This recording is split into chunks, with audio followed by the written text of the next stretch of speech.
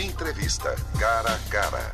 Verdade, opinião, ponto de vista, debate, palavra, ideias. Avesso. Boa noite, senhora. Boa noite, senhor. Terça-feira, TV Guará, Avesso.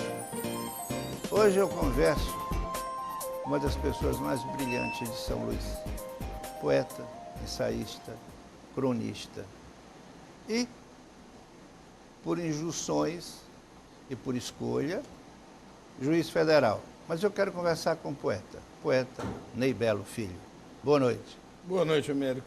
Boa noite, minha senhora, meu senhor, meu caro amigo, nessa noite de terça-feira. Querido, o seguinte, Tribuzzi dizia que só os maus sentimentos, só a dor gera poesia. Você, graças a Deus, navega em céu de brigadeiro. Cadê o poeta? Pode se esperar ainda o poeta? Outro tipo de poesia, outro tipo de rumo nesse poeta? Américo, eu diria que Tribuzzi tem uma certa razão, mas não uma absoluta razão. De fato, escrever poesia liga-se mais a um status de ansiedade, de melancolia, de alguma tristeza contida, de um desafio, de um mau passo dado. Talvez eu tenha escrito poemas durante boa parte da vida em situações como esta. Não há tempestade que dure uma noite inteira, não há sol que dure um dia inteiro, e todos os dias do ano, e todas as noites do ano. Em algum momento ou em outro, haverá de se fazer poesia, ou haverá de se sorrir lendo poesia, não as fazendo. Mas acho que o Tribuzzi tem uma certa razão. Poesia combina mais com melancolia, com preocupação, com depressão, com todas as hipóteses em que o nosso momento não é o de extravasar, mas é o de recolher, sentir, cristalizar algum tipo de sentimento numa folha de papel ou num teclado de computador. É isso talvez que fez com que o ensaísta aparecesse logo? O ensaísta é o mais antigo dos aventureiros, porque o ensaísta, aquele que analisa algo na sociedade, analisa algo na própria família, analisa algo no movimento político que se apresenta, pensa sobre isso, reflete sobre isso e migra para o papel com a sua posição sobre isso. Isto eu faço desde infância, desde criança. Lógico que existem ensaios e ensaios. Existem insights e más ideias. Nem todas elas são capazes de se transformar num ensaio publicável. Mas eu diria que pensar o mundo com os próprios olhos e discuti-lo e analisá-lo e decompô-lo, como dizia Borges, em uma folha de papel em branco, é uma atividade anciã dentro do escritor seu amigo. Você não acha que o ensaísta é apenas o poeta que se permite maior liberdade no escrever, que se permite uma análise maior, menos concisa, menos restrita? Eu diria que o escritor nunca é um bom analista de si mesmo. A pior poesia da vida de Borges talvez seja melhor para ele. Existem livros que ele queimou e proibiu a segunda edição, e para mim são absolutamente fantásticos, como Evaristo Cariego, por exemplo. Então eu não gostaria de cometer o equívoco de tentar me analisar, sendo eu um incipiente escritor e muito moço, eu diria, para conviver com tantos monstros da escrita, como o próprio amigo que me interroga. Mas eu prefiro dizer que todas as formas de escrever demonstram quem é o escritor. Ler as pessoas através dos seus escritos, de certa maneira, é conhecê-la. E o ensaísta, quer se queira ou não, ele é lírico, ele é poético, ele constrói frases com alguma dose de lirismo, que pode ser identificado como um arcabouço sobre o qual eu construo uma ideia ou eu demonstro um ponto de vista. Você falou já 3 vezes, 2 ou 3 vezes, o Borges. Sim. Até onde ele influencia? Sempre. Borges é o maior escritor, para mim, não de língua portuguesa, ele é o maior escritor do universo. Borges, para mim, é o meu sol, digamos assim. É um escritor que eu me dei o prazer de ler tudo que ele botou no papel na vida. É um escritor de quem eu li biografias, eu li análises literárias, eu procurei pensamentos sobre as suas relações com a matemática, com a física, com a sociologia, com a poesia. E Borges talvez seja o autor mais universal de qualquer latino. Mas o que chama tanta atenção do senhor em Borges? Construções como ninguém o viu aportar na noite unânime. Ele começa um conto com essa frase.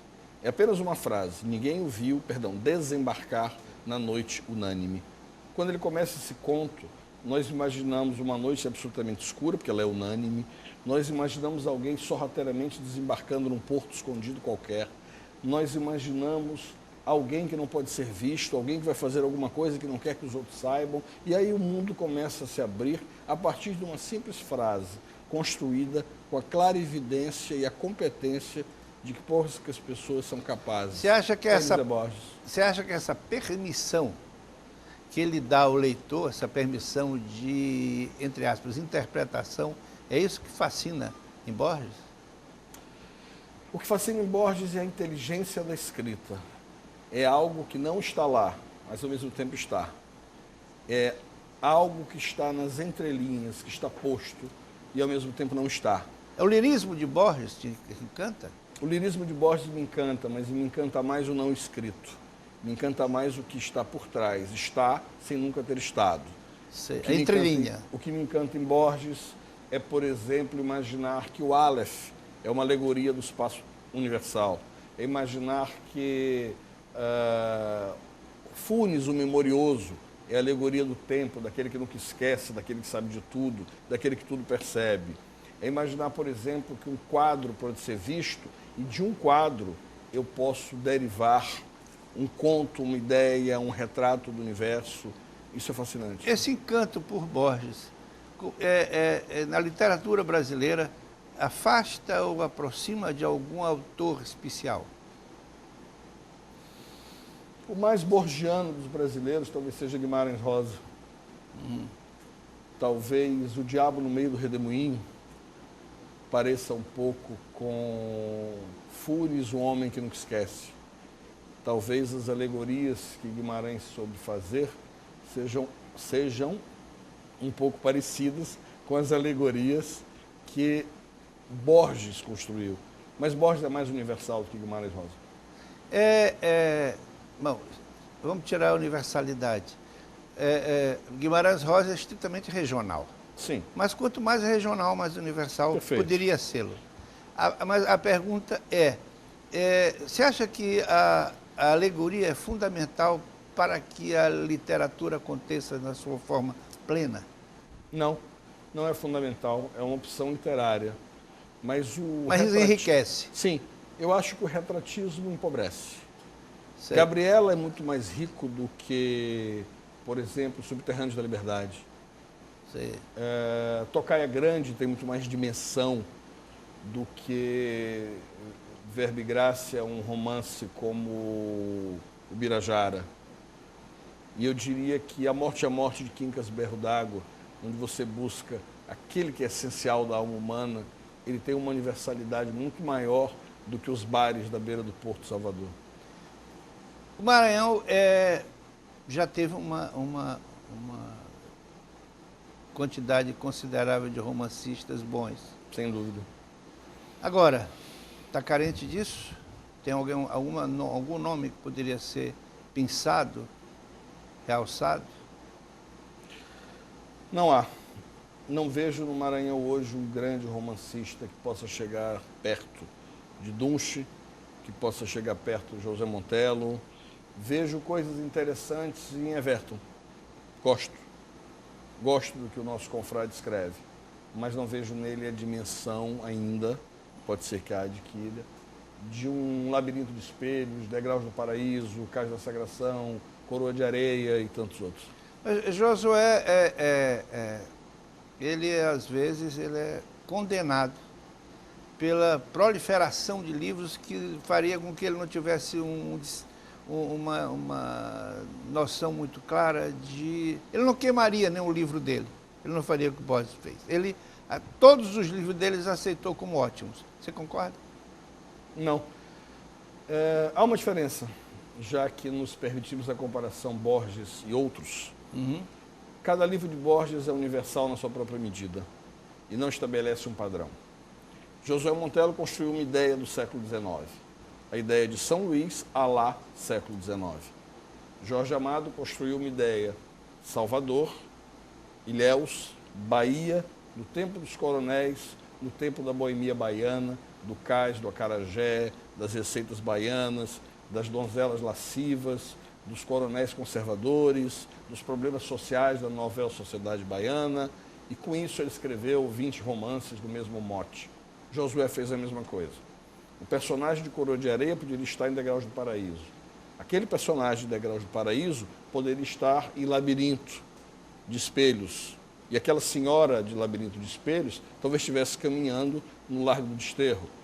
É o mesmo mote que ele sai construindo uma série de ilhotas sobre o mesmo tronco, uma série de garapés sobre o mesmo caudal. Isso enriquece ou empobrece o autor? Isso explora um filão e daí podem sair maravilhas. O primeiro mote de Gabriel Garcia Marques está presente num livro chamado A Hojarasca, ou a tradução é, já não me lembro, mas a Hojarasca, que é aquela hora do vento, em que ele começa a construir a ideia de Macondo, ele vai evoluir para diversos outros livros e vai chegar em 100 Anos de Solidão, que talvez seja o romance mais bem escrito em língua espanhola latino-americana de todos os tempos. Um livro que termina com a célebre frase que encanta todos nós, que as estirpes condenadas a 100 anos de solidão não teriam uma segunda chance sobre a Terra. E talvez nós, latino-americanos, não a tenhamos, e nesse aspecto Garcia Marques é universal. Mas o mote está lá atrás. O mote está lá atrás em Hojarasca. É a mesma ideia, reconstruída para 1000 folhetos, para diversos romances. Até explodir em 100 Anos de Solidão. Até explodir em 100 Anos de Solidão de forma magnífica. O homem inteligente, ele não pode nunca ser um homem alienado. Ele é um participante. Política do Maranhão, sua opinião atual. Responde no próximo bloco.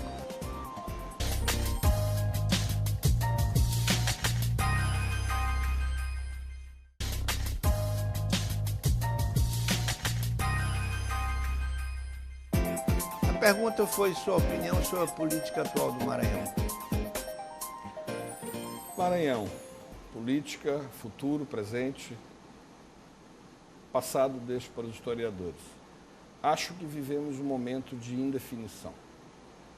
Um momento em que os homens de 40 anos, a minha geração, eu tenho 43, isso não é segredo, pareço mais velho do que Américo, mas não é verdade,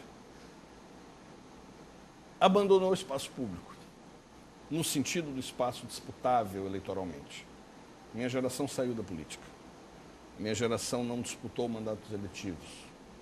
Salvo um ou outro, ou talvez salvo um, que é o Flávio, que abandonou a carreira da magistratura para voltar. E eu digo voltar porque ele sempre esteve migrado e mergulhado na política. Tira o Flávio, a grande maioria das pessoas da minha geração foram para a política aqueles que não prestavam para nada.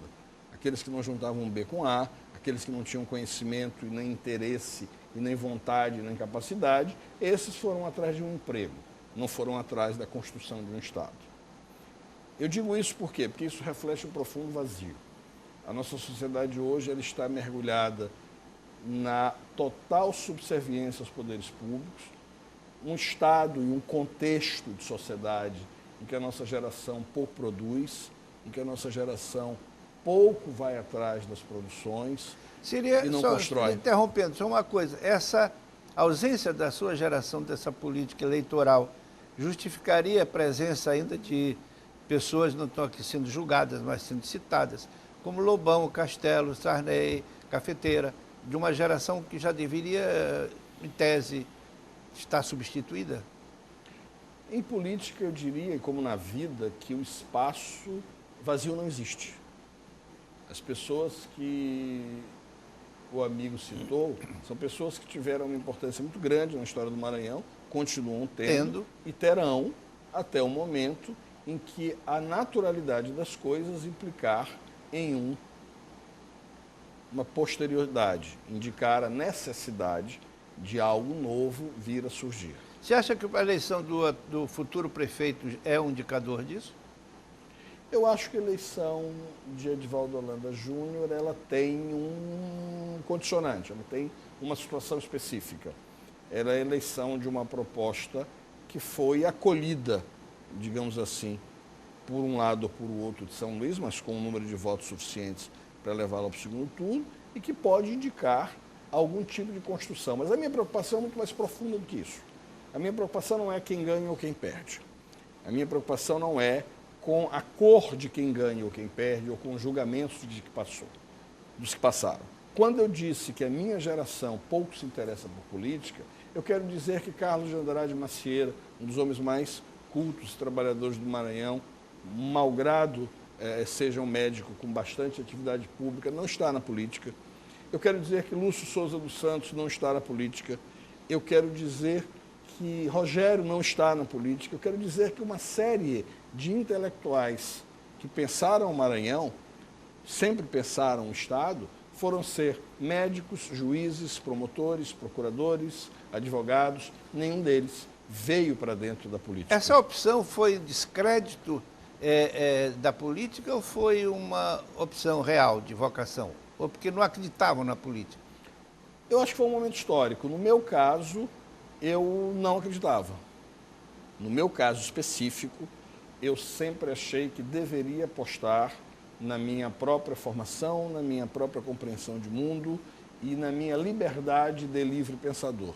Você é neto de político, seu avô foi governador do Maranhão, governador do Tubelo. Seu pai é um político militante, mas a sua opção não foi política, essa política eleitoral, essa política de militância, igual a todo o resto de sua geração. Você acredita que a geração que vem depois pode vislumbrar esse espaço sendo aberto? Não há espaço vazio, mas há sempre um espaço que se abre. Essa geração que vem depois da sua, é possível que veja isso? Acho que sim, mas há um problema e há um risco. Qual é o risco e qual é o problema? A geração posterior à senadora Edson Lobão, senadora Pitas Cafeteira, senador José Sarney, que o senhor mencionou, que é a geração... Roberto Castelo. Também, que é a geração de Rosiana, Gastão Vieira, Sarney Filho, Haroldo Saboia, é a geração que hoje ocupa um espaço político.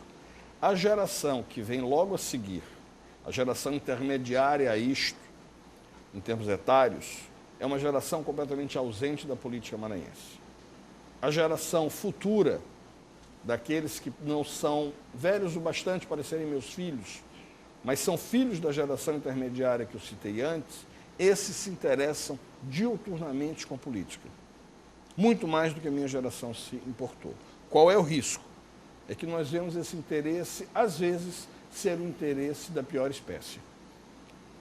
Pessoas interessadas em algum tipo de vantagem, em algum tipo de facilidade, que internalizam em algum momento o discurso da própria dependência política, e aí nós vemos jovens preocupados com agiotagem junto às prefeituras municipais e aos eventuais candidatos a elas, uma lógica de normalidade para com uma facilidade numa licitação pública, e aí nós vemos que, de certa maneira, a juventude do nosso Estado ela está torcida e retorcida numa lógica moral ou num princípio ético que não é necessariamente aquele que pode ser mais salutar para o Estado do Maranhão. Ou seja, me preocupa o fato de que a geração que vem a seguir a minha não peque pela omissão que a minha pecou, mas peque pela ausência de bons propósitos. Ou, o que é até mais perigoso, Américo, achar normal coisas que absolutamente não podem ser normais. Você acha, numa visão absolutamente pessimista, que essa geração, então, estaria condenada? Seria perdida, uma geração perdida? Não diria previamente que a geração futura é perdida. Eu diria que hoje ela é uma geração ruim. Ela tem objetivos ruins. ela não é uma geração que tenha esse tipo de compreensão do mundo. A minha geração fez a faculdade de Direito e Medicina para salvar o mundo. Obviamente não conseguimos isso até hoje, Américo. Mas fizemos a faculdade de Direito para salvar o mundo. A visão era essa. Entramos na faculdade para fazer alguma coisa boa. Os garotos entram na faculdade hoje atrás de um bom emprego, à procura de uma chance melhor na vida. Essas são as consequências dos tempos que correm. Um absoluto objetivismo, uma absoluta preocupação consigo mesmo, um certo, entre aspas, egoísmo e uma leniência ética para com os poderes públicos extremamente questionável e imensamente preocupante. Esse julgamento do Mensalão agora, que até hoje eu não sei se foi um fato pontual ou se será uma regra comum agora, a condenação de uma gravata, de um paletó. Isso não pode servir como um bom exemplo de que, enfim, o crime não compensa? Duas coisas podem acontecer a partir do Mensalão. A primeira delas é as condenações virarem uma normalidade. As pessoas, enfim, perceberem que podem ser condenadas por desvio de dinheiro público, que seria bom, por corrupção. Seria excelente. A outra é que ele se constituiria apenas e tão somente num fato isolado. Dito de outra forma, o momento de tirar, entre aspas, alguém a Cristo, o momento de criar um exemplo, passado o exemplo, tudo como era dantes no quartel de Abrantes. O risco existe. O Supremo Tribunal Federal sempre julgou de forma contrária à imposição das penas que estão sendo feitas no procedimento do Mensalão. O que eu quero dizer com isso? Fixar uma pena além do mínimo legal, no modelo brasileiro, é algo dificílimo de acontecer e o Supremo sempre fez essa correção em habeas corpus. Num dado momento, o Supremo inverte a sua jurisprudência e fixa uma pena base, vou dar um exemplo, de 4 anos e meio, quando a pena mínima são 2 anos. O mesmo Supremo que em habeas corpus anteriores dizia que, não sendo ele reincidente, a pena teria que ficar no mínimo. Então, ele mesmo inverteu a sua posição. A meu ver, fez corretamente. Não há um direito adquirido a ser condenado no mínimo. Há um direito da sociedade de ver o direito aplicado da forma mais lídima ou possível, de maneira que as penas sejam compatíveis com a gravidade dos delitos praticados. Portanto, o Supremo acerta agora. Quero eu crer que é uma correção de rumos e que ele continuará acertando. Tenho eu receio que seja apenas um fato isolado. Se for um fato isolado, eu como jornalista, passo a desacreditar de um futuro mais brilhante. O senhor, como juiz federal, também comungaria desse meu pessimismo? Sexto Empírico era um cético grego. Sim. E Sexto Empírico não acreditava em verdades, ele não acreditava em sistemas, e é aí que eu quero chegar, ele não acreditava em coisas postas. Digamos que hoje eu esteja mais para Sexto Empírico do que para Jean-Jacques Rousseau ou quiçá Condorcet. O meu ponto de vista é, não há sistema. É impossível compreender em sistemas. O mundo não é sistêmico. O mundo é o acaso. É impossível dizer que o sistema judiciário caminhará nessa direção. É mais fácil dizer, alguns juízes caminham nessa direção, outros caminham na direção inversa, outros pensam de forma absolutamente inversa.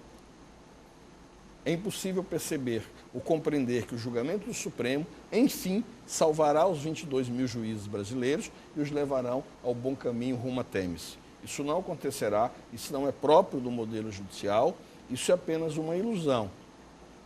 Como se o direito fosse um supermercado, onde eu entro e pego a latinha da igualdade, pego a latinha da liberdade, encho o carrinho do supermercado e levo para o caixa. Na verdade, o direito é um jogo de RPG, onde as pessoas inventam, constroem, fantasiam, sustentam e o direito se afirma a partir da sua capacidade de convencer o outro. Doutor, a lei é uma coisa, a justiça é outra.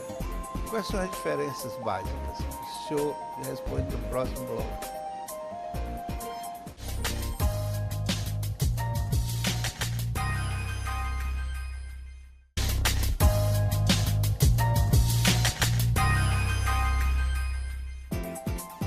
Doutor, às vezes a justiça e a legalidade elas se confundem. Às vezes o que é legal não é justo, às vezes o que é justo não é legal. Explique, por favor. Vou te dar um exemplo, Américo, e aos senhores, de uma passagem do Amartya Sen, o nosso prêmio Nobel de Economia indiano, das universidades americanas, enfim. Quando ele trata da ilusão da justiça, ele cita o seguinte exemplo. Uma criança fez uma flauta. E eu só tenho uma flauta para dar para 3 crianças. É justo dar essa flauta para qual criança? Para aquela que fez a flauta? Para a única que sabe tocar flauta? Ou para aquela que não tem nenhum brinquedo a não ser essa flauta? O que é fazer justiça nesse caso? O direito terá que fazer uma opção. Entregue a flauta para quem fez, diria o marxista. Entregue a flauta para a criança que sabe tocar, é a única que dará utilidade, diria um seguidor de Jeremias Bentham, um utilitarista. Entregue a flauta para a única criança que não tem nenhum brinquedo a não ser a flauta, diria um humanista. Qual das 3 opções é a mais justa, qual das 3 é injusta? A lei terá que escolher uma só. E se a lei disser que a flauta fica com aquela criança que fez a flauta, portanto, ela será injusta com todas as demais. A justiça é uma ilusão, porque a justiça depende exclusivamente da minha capacidade de compreender o que é justo segundo os meus próprios valores. E para a maioria das pessoas, a justiça também é egoísta, porque para a maioria das pessoas, o problema da flauta do Amartya Sen resolveria com a seguinte pergunta: qual das 3 crianças é a minha filha? Portanto, a justiça é, acima de tudo, a capacidade que eu tenho de impor os meus valores e, a partir dos meus valores, construir a realidade que me cerca. Só que existem pluralidade de valores, pessoas pensando diferentes, muitas pessoas com pressupostos e compreensões diferentes. E se o direito for a mesma coisa que a justiça, haverá um direito para você, um direito para mim, um direito para o senhor e um direito para a senhora. Qual é o tipo de sociedade que suporta uma pluralidade jurídica, uma hipercomplexidade jurídica não sistêmica, porque cada um terá o seu. Direito é capacidade de argumentação, é capacidade de convencimento, é força. Direito é filho de Thomas Hobbes, não de Jean-Jacques Rousseau. Quando há uma notícia sobre o julgamento, há sempre a expressão, no entendimento do doutor fulano de tal. Esse entendimento é próprio, é pessoal, até onde ele se apoia no direito? Há casos e casos. Vamos separar nos casos fáceis e os casos difíceis, como fez um filósofo americano chamado Ronald Dworkin. O que são casos fáceis e casos difíceis? Todos são iguais perante a lei. Isso é um caso difícil. O que é lei, o que significa todos, o que significa igualdade. A taxa de juros é de 5% ao ano. Taxa é taxa, juros é juro, 5 é o número que já está posto e o conceito de porcentagem também. Isso é um caso fácil. Diferente de eu definir até onde vai a sua liberdade, até onde vai a sua privacidade, qual o limite da relação entre a sua igualdade e a igualdade de outro. Então a lei pode ser mero referencial ou mera capacidade que eu tenho enquanto argumentador, enquanto argumentativista, de sustentar o meu posicionamento a partir de uma referência. Vocês viram, os senhores e o amigo Américo, o doutor Américo Azevedo Neto, viu escrito em algum lugar que pessoas do mesmo sexo podem casar? Não, isso não está escrito em lugar nenhum. O Supremo, quando diz que o direito brasileiro assim o permite, o que ele faz? Ele estabelece, a partir de uma referência do conceito de família, reestrutura toda a ordem jurídica pela interpretação e permite uma coisa que a lei não permite. E diz que isso está nas entrelinhas da lei e que isto emana da lei. Então é uma questão de interpretação. E força. Interpretação. A interpretação só é razoável em termos de efetividade se houver uma força que a defina como tal. A interpretação que um carroceiro faz da Constituição Federal nunca será a mesma interpretação do ministro-presidente do Supremo. Então, aí nesse caso, vale o volume de informação e conhecimento da lei. vale a estrutura que as pessoas têm para fazer valer a sua interpretação. Não conhecimento, porque este carroceiro, este ermitão, este trabalhador pode ser muito mais racional e razoável na sua compreensão da interpretação da Constituição do que o próprio ministro Supremo, o que nem é difícil de acontecer. Por que o senhor, que é um literato, um escritor bom, por sinal, não se propõe um romance sobre um julgamento? Escolha um julgamento. Qual julgamento o senhor faria um romance? Há um romance meu inacabado, em que eu preciso matá-lo, eu preciso viver... Matá-lo para ser absolvido. Eu preciso viver a experiência dos seus tios-avós, naquela entrada triunfal do seu tio, na sala da sua tia, gritando: matei Raimundo. Sim. No dia que terminou Mulato. Mulato. Aloysio de Azevedo, de quem falo, eu preciso, enfim, matá-los. O livro chama-se Escritores, Cachorros e Loucos. Eu preciso dar um fecho à vida do escritor, eu preciso estabelecer o que é realmente ser aquele louco e preciso terminar as vozes e as contravozes dos cachorros que estão perdidos pelo romance. Eu preciso, enfim, acabá-lo. E ali tem um julgamento, ali tem uma decisão, ali tem uma injustiça, ali tem uma estrutura judiciária. E a trama toda, embora ela comece discutindo poder e amor, ela é apenas a desculpa para tratar de escritores, de literatura, de forma de pensar, de forma de julgar e de forma de decidir. Nunca se esqueça que o escritor, acima de tudo, é um julgador e um advogado. Na mesma Poder e pena. amor. O amor é poderoso? Extremamente. Cruel? Extremamente. Injusto? Extremamente injusto. Então, o amor é ruim? Não. Tom Jobim, numa entrevista para Paulo Francis, foi perguntado da seguinte forma: maestro, por que 6 meses do ano em Nova York e por que 6 meses do ano no Rio de Janeiro?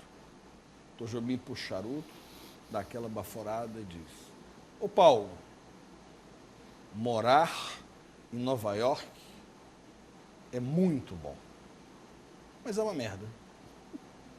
E morar no Rio, maestro?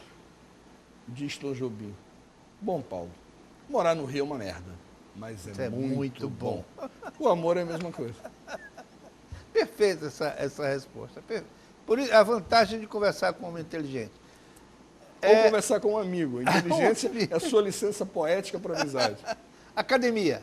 Academia Maranhense de Letras. O senhor é membro da academia já há uns 2, 3 anos, não sei precisar. A academia lhe desencantou, a academia lhe decepcionou, a academia, enfim. A Academia Maranhense de Letras, na visão desse acadêmico.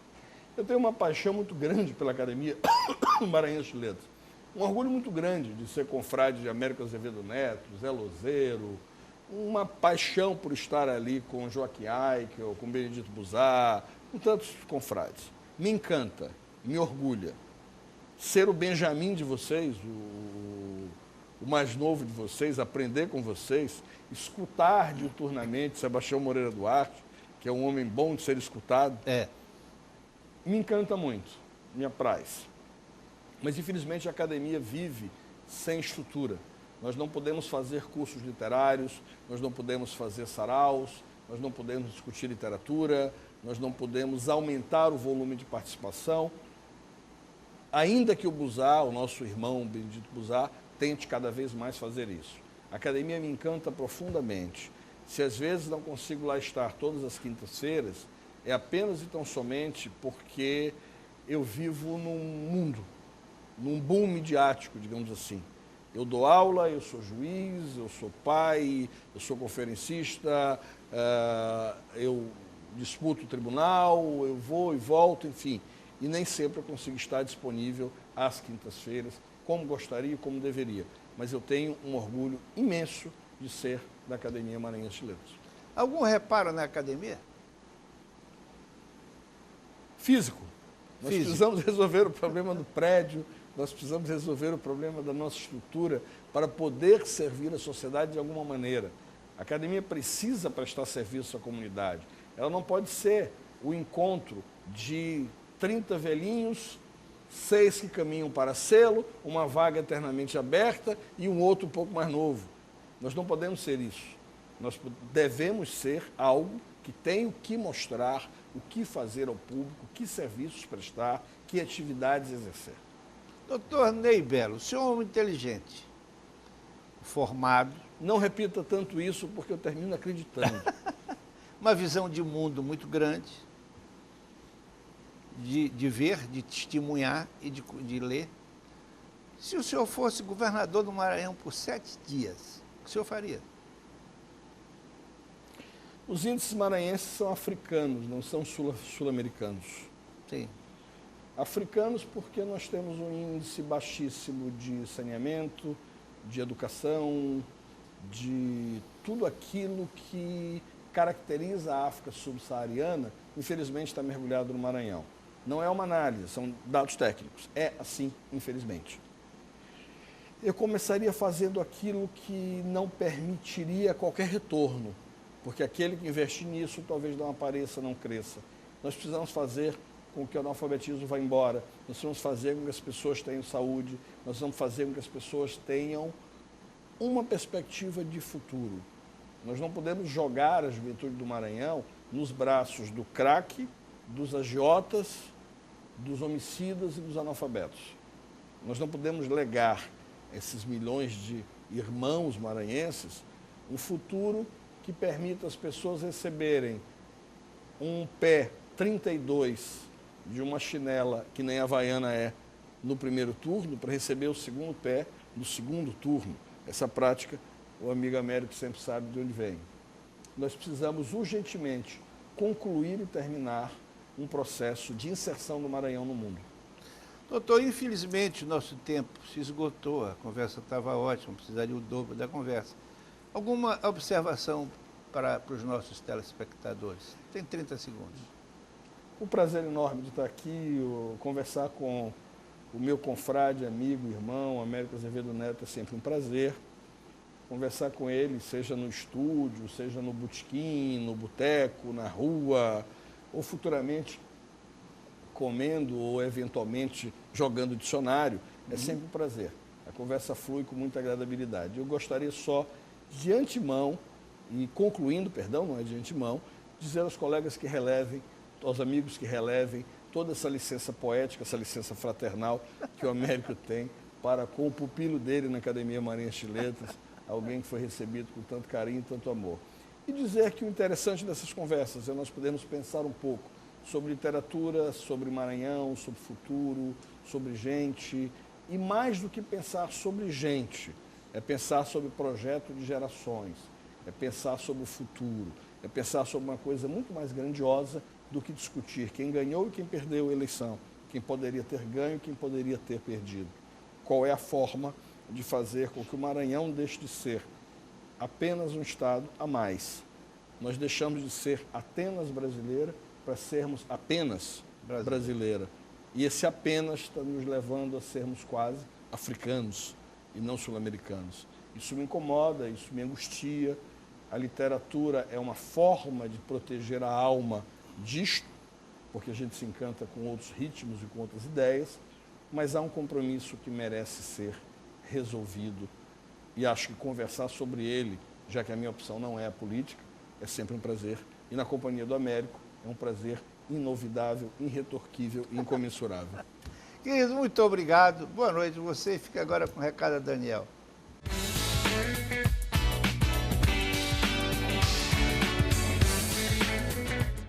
Oi, Daniel.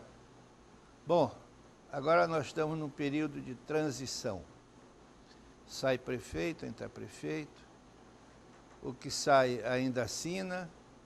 O que vai entrar ainda não assina, mas já determina. E criou uma comissão para essa transição. O prefeito Castelo, numa atitude das mais elogiáveis, abriu espaço para que essa equipe de transição tome conhecimento e tome pé da situação. A equipe de transição do governo que vai se instalar me parece que não é tão técnica quanto deveria. Eu torço muito pelo futuro prefeito, até porque eu sou louco por minha cidade. Mas eu gostaria de ver pessoas específicas tomando conta de casos específicos. Seria triste se a gente visse que as vagas, os locais, as cadeiras, as secretarias fossem dadas em função não de um conhecimento técnico, uma competência, mas dada em função de uma coligação política que, pelo fato de se tornar vitoriosa, não quer dizer que seja necessariamente digna de ocupar uma cadeira ou uma função. De qualquer maneira, vamos aguardar. Ainda temos aí uns bons dias, aí, 60 dias, para que a gente tome conhecimento do que vai acontecer. Eu espero que seja aquilo que foi prometido em campanha. Inclusive, torço por isso. Até uma outra oportunidade. Entrevista cara a cara. Verdade, opinião, ponto de vista, debate, palavra, ideias. Avesso.